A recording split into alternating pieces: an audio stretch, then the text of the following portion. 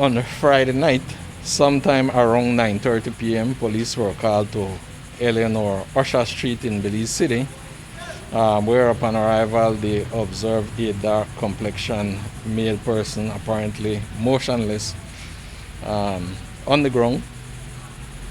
What we know so far is that a 40-year-old Belizean businessman indicated to the police that he had went to that area to drop off a friend on his motorbike, and whilst inside the yard he was approached by a dark complexion male person who pointed a firearm at him and uttered certain threats.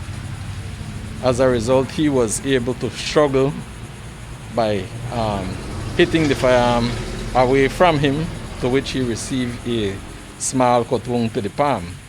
And in so doing, he then pulled out his licensed 9mm pistol and fired several shots in the direction of the male person, fatally injuring him. His name was later learned to be one Dennis Lam of a Belize City address.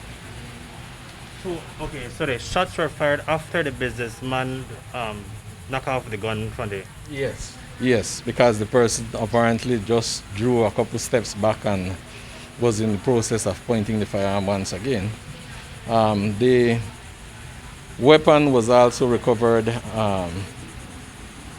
next to the deceased, and it was found out to be a 22 BB revolver. Is this an act of self-defense, sir? At this time, an investigation has been done, and that file will be prepared and sent to the DPP for her direction. Are you able to say whether or not the businessman will be charged for anything? Not at this time.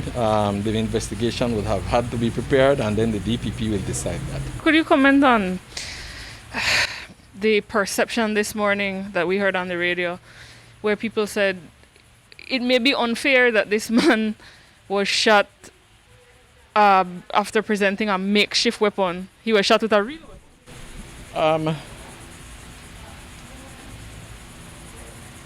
During the day and even at 9:30 at night, how do you know what kind of weapon is being pointed at you when you have probably less than a second to make a decision whether or not you are going to defend yourself or whether or not you are going to fire to save your own life?